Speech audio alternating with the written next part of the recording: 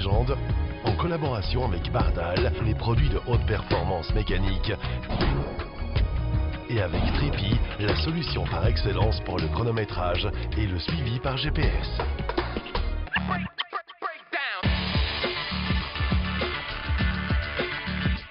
Un programme qui est réalisé en collaboration et en partenariat avec newsclassicracing.com ainsi que le magazine Rétrocourse papier ou web.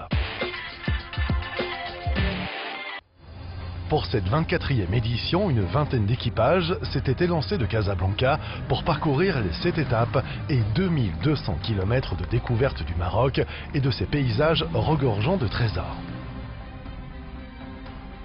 L'itinéraire 2017 conduisait les participants le long des côtes atlantiques, puis vers les paysages montagneux de l'Anti-Atlas et du Haut-Atlas.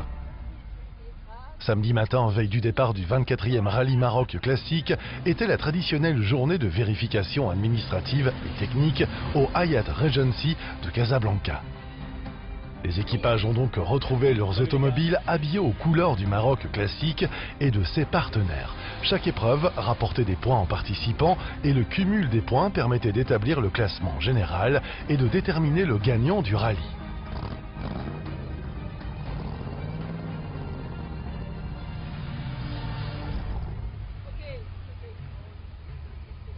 Outre l'ambiance très conviviale et le réceptif haut de gamme mis en place pour accueillir les concurrents, le Maroc classique reste un rallye de régularité pour amateurs chevronnés et ce sont des équipages très compétitifs qui se sont affrontés au long des 19 épreuves de régularité réparties sur le parcours. Dès le départ, le rythme particulièrement sportif et engagé du parcours donnait la part belle à la côte atlantique et l'Atlas proposait des épreuves de régularité, courtes et rythmées, aux moyennes tentant de mettre à mal les qualités d'endurance des équipages et de leurs machines, notamment à l'occasion des 2 étapes en boucle qui étaient au programme autour d'Agadir et dans les environs de Ouarzazate. Une fois la traversée de cette région des Doukalas, les concurrents ont affronté une première épreuve spéciale, non loin de Zemamra, déjà parcourue en 2014. Cette première spéciale assez simple et relativement peu sinueuse aura été l'occasion pour les concurrents d'étalonner définitivement leurs instruments pour en découdre tout au long des 20 épreuves du Maroc classique 2017.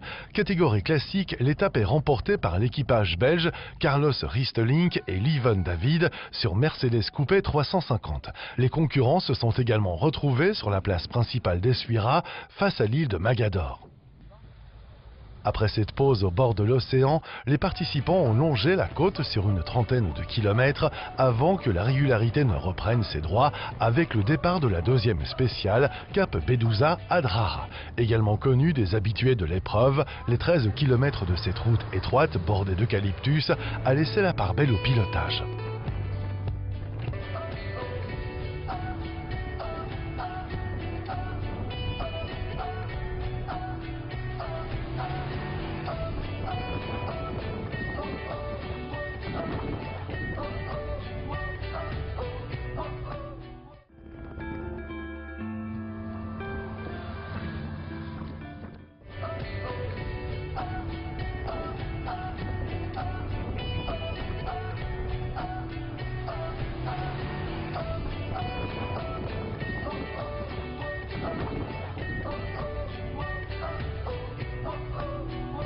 Il te sert de tripasteur. Eh ben tiens, regarde.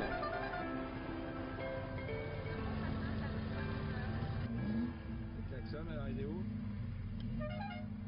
Après, j'ai ça.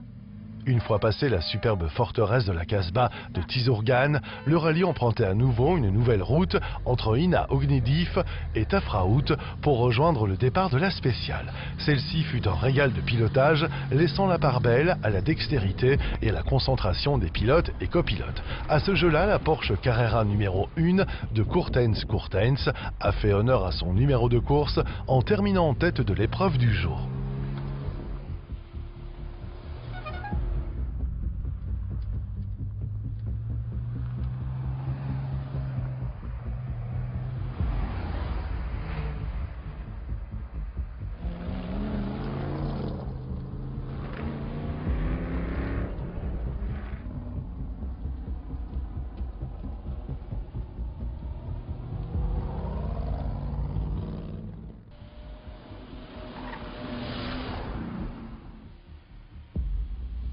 C'est beau, très beau, quasi lunaire, insolite et surtout vertigineux. Ce décor accueillait les spéciales de la journée avec au programme beaucoup de virages, d'innombrables épingles à cheveux et des montées-descentes sans cesse.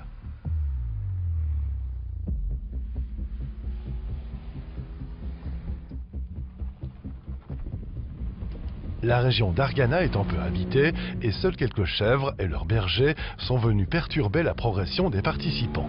Pas une voiture à l'horizon. Des paysages magnifiques et mystérieux qui mêlent avec harmonie présence des hommes, flore sauvage et rochers imposants. La caravane a finalement rejoint la grande plaine du Souss, direction Taroudan, la petite Marrakech du Sud, par une grande route rectiligne et plate.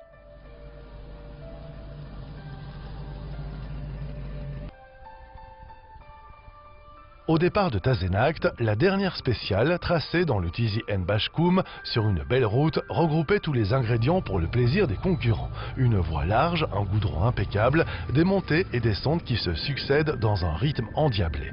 11,9 km d'une épreuve rapide et joueuse qui voit l'équipage Cerezo Jaguar XK 140 remporter sa première victoire cette année. Cette cinquième étape du Maroc classique consistait en une boucle, la deuxième du rallye, articulée autour de Ouarzazate.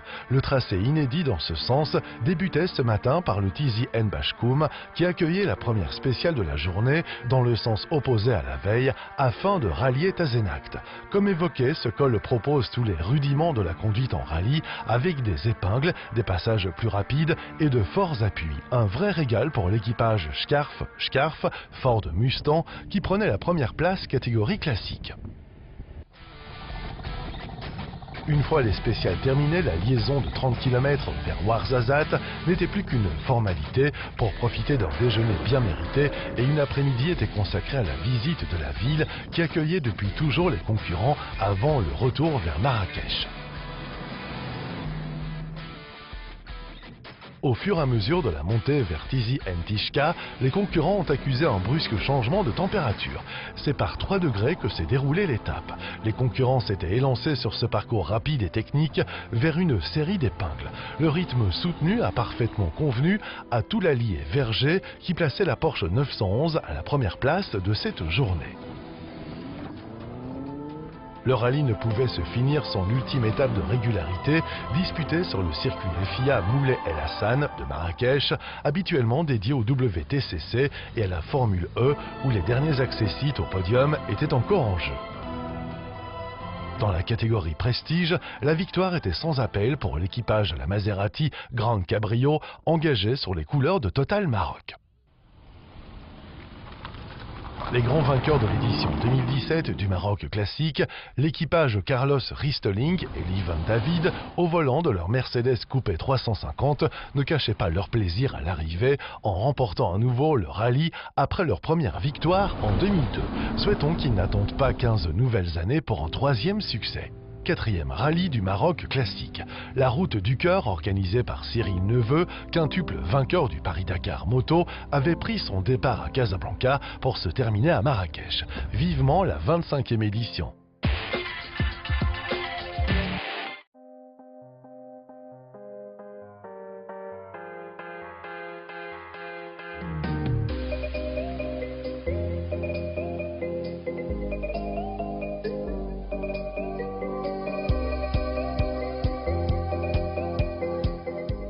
Les concurrents de l'historique Belgian Rally Championship avaient l'honneur d'ouvrir la route avec un joli plateau de 25 participants, une annexe aux voitures modernes. Le gratin belge du VHRS s'était donné rendez-vous dans la cité thermale.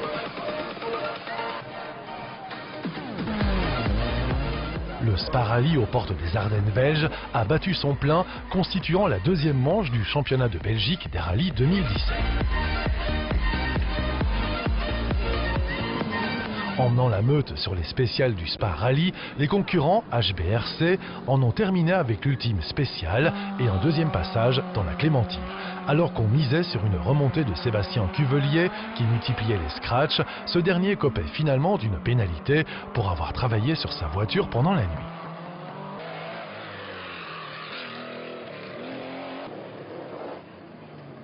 Le changement des conditions de route entraînait de profondes modifications au classement général du Spa Rally pendant les 2 jours et nuits du rallye.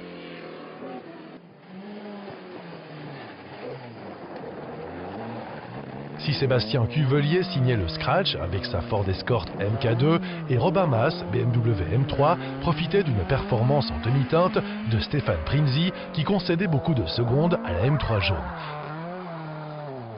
Robin Maas prenait les commandes du rallye avec un avantage de près de 10 secondes sur Stéphane Prinzi.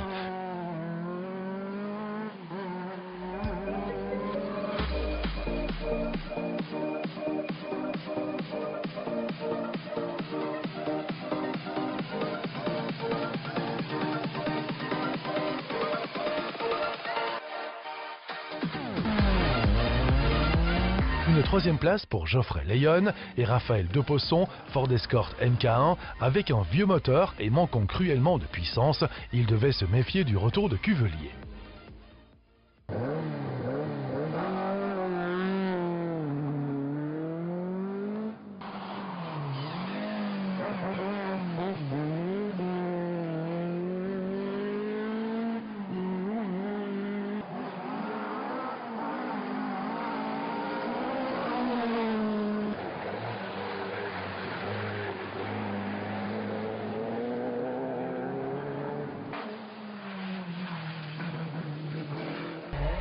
Sébastien Cuvelier et Jean-Noël Grégoire, Ford Escort MK2, enchaînaient spécial et scratch le samedi lors de la première boucle de la seconde étape du Spa Rally HBRC.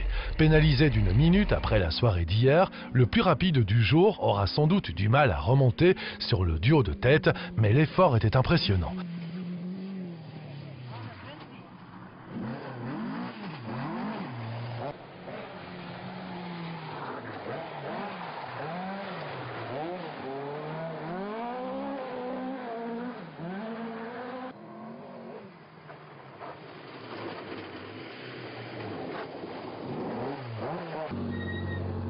Robin Maas, BMW M3, 4 fois 2e le samedi, restait leader du classement général.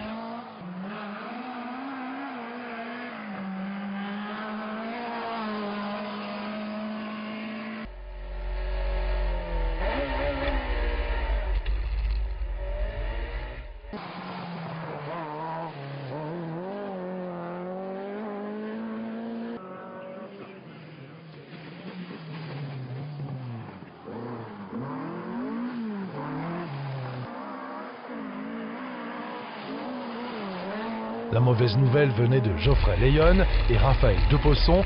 Ces derniers sortaient de la route avec leur Ford Escort MK1. Ils sont parvenus à rallier l'arrivée de la Clémentine avec un retard et une auto passablement abîmée. Stéphane Cuvelier leur subtilisait donc la 3e place du général.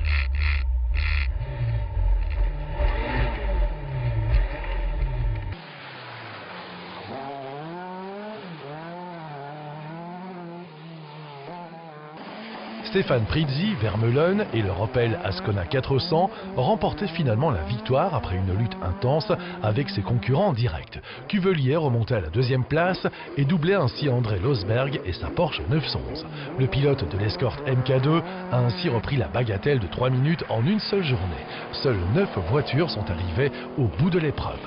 Catégorie VHRS réunissait une poignée de spécialistes de la régularité avec domination d'Yves de Flandre et Joseph Lambert sur leur traditionnel Porsche 911. Ils se sont installés en tête lors du dernier RT du vendredi et n'étaient plus rejoints par la suite. C'était la 2e victoire pour Yves de Flandre après le rallye neige et glace et une prestation de toute beauté en catégorie Legend aux dernières boucles à Bastogne. Derrière ces autoritaires meneurs, Étienne Bonnier et Benoît Rémion, Ford Escort RS MK1, ont longtemps occupé le 2e rang, mais en fin de parcours. Éric Pirot et Catherine Monard, Renault 11 Turbo, leur ont subtilisé la 2e place.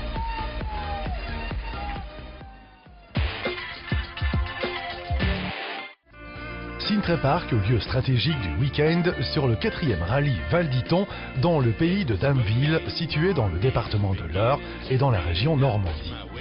Tous les bénévoles étaient à l'heure et les préparatifs allaient bon train, la salle et le parking pour l'accueil des participants. Le timing était juste, vérification avec les premiers concurrents qui arrivaient, ce qui promettait un beau samedi. Et cela a été le même cas le dimanche, une météo chanceuse. Bref, belles autos avec des concurrents super motivés. Une exception parmi les exceptions, cette magnifique BDR AC Cobra à 3 roues et un petit clin d'œil à un équipage 100% familial, fils et frangin de l'organisateur, qui participe à bord d'une Mazda MX-5. C'est toujours un peu l'angoisse la première étape, car c'est à ce moment que l'on sait si le roadbook a bien été préparé, et sur cette étape tout le monde est rentré à bon port, même si certains ont jardiné. Organiser un tel événement, c'est aussi réagir aux événements et trouver des solutions pour accompagner les problèmes. Moins il y en a, et mieux c'est, et les très chers concurrents comprenaient ces données.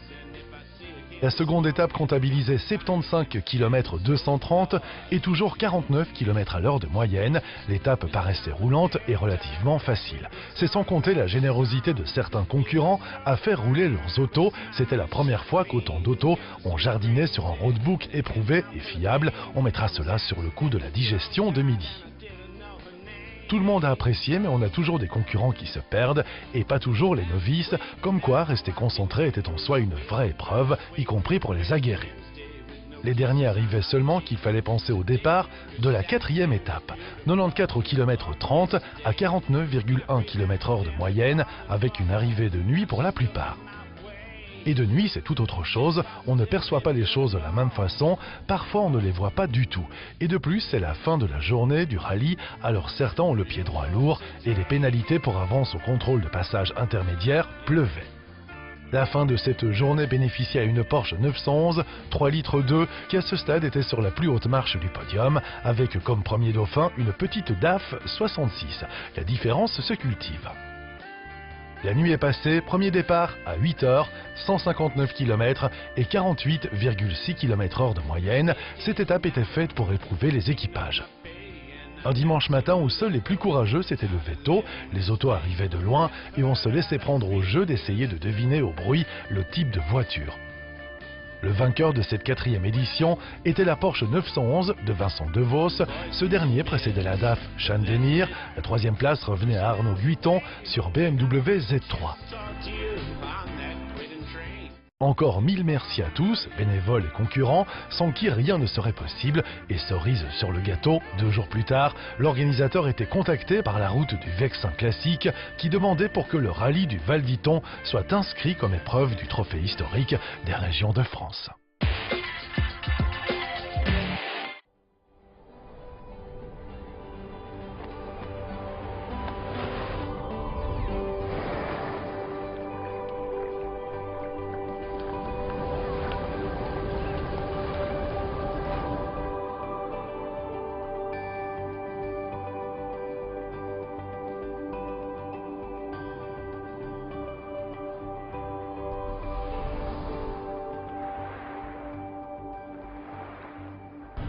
Direction le nord-est de l'Espagne, la Costa Brava et Gérone en Catalogne. C'est aussi la capitale de la province qui porte le même nom.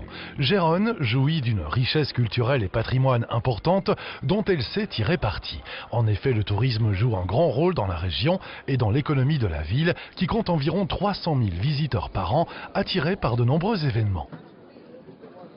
L'équipage italien Lucky Battistoli, Fabrizia Pons, sur Lancia Delta HF intégrale 16 soupapes, ont remporté le 65e rallye Costa Brava Moritz VHC, comptant pour le championnat européen FIA de la spécialité et ajouté une autre victoire à celle obtenue en 2015. Un rallye qui se terminait en ce mois de mars à Gérone. Rally Classics Organisation, avec le soutien de la ville de Gérone ainsi que d'autres partenaires, organisait cette épreuve de haut niveau, une manifestation de masse qui n'avait jamais été aussi bien célébrée depuis 65 ans.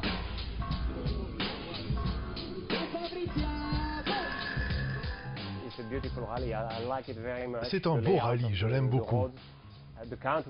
Le choix du parcours est super et son cadre est réellement beau. J'espère que nous ferons un bon résultat cette fois.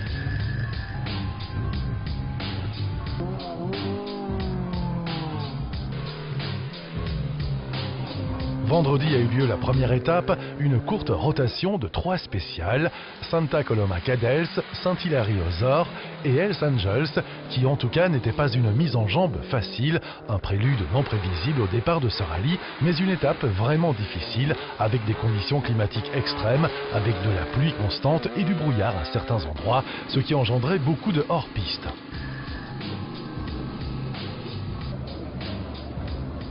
Une épreuve difficile à laquelle participaient 150 véhicules répartis dans les catégories dont les VHC et 66 voitures. Les Legends en comptaient 36 et en régularité, ils étaient 48.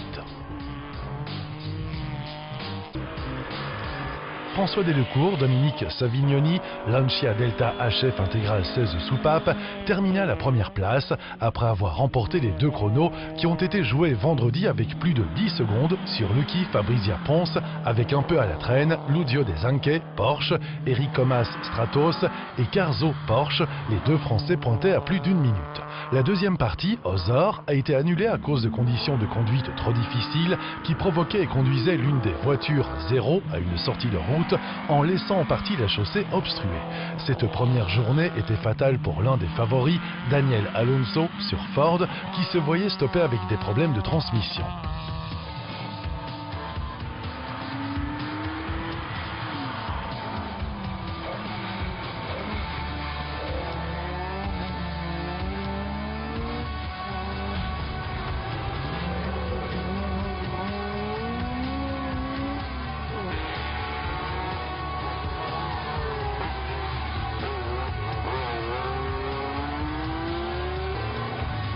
Le samedi est apparu radicalement différent avec l'apparition du soleil, alors que dans la partie haute, Saint-Hilary s'accalme, de la neige faisait une légère robe blanche que les heures ont finalement fait disparaître.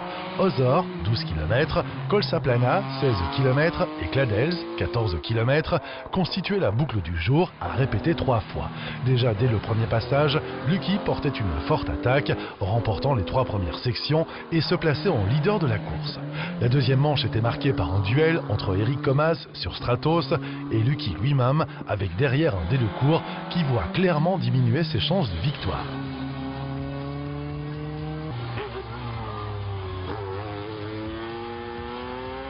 Dans la dernière boucle, François Delecourt tentait une dernière attaque en remportant la spéciale aux Ors, très humide, mais cela sera insuffisant pour récupérer les secondes nécessaires. Les abandons étaient nombreux. Outre Delecourt, on notait ceux de Klaus Wagner sur Porsche, Walter Jensen sur BMW, Serge Cazot sur Ford, Anders Johnsen sur Porsche, Jesus Ferrero sur Ford, et ils n'étaient pas les seuls à abandonner.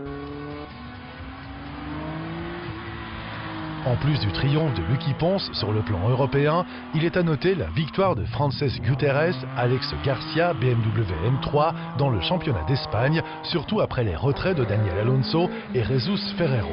Eric Comas et Yannick Roche, quant à eux, prennent la tête du championnat d'Europe des rallyes historiques dès la première manche.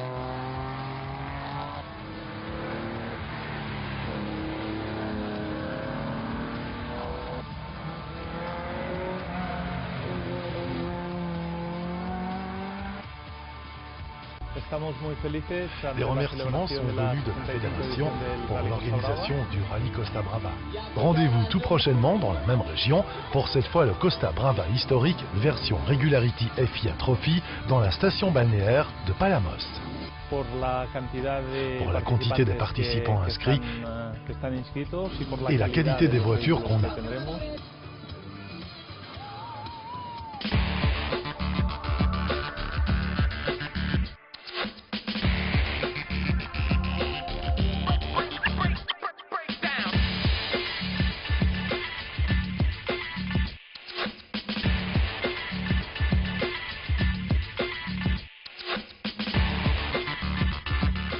Voiture de légende, en collaboration avec Bardal, les produits de haute performance mécanique, et avec Trippy, la solution par excellence pour le chronométrage et le suivi par GPS.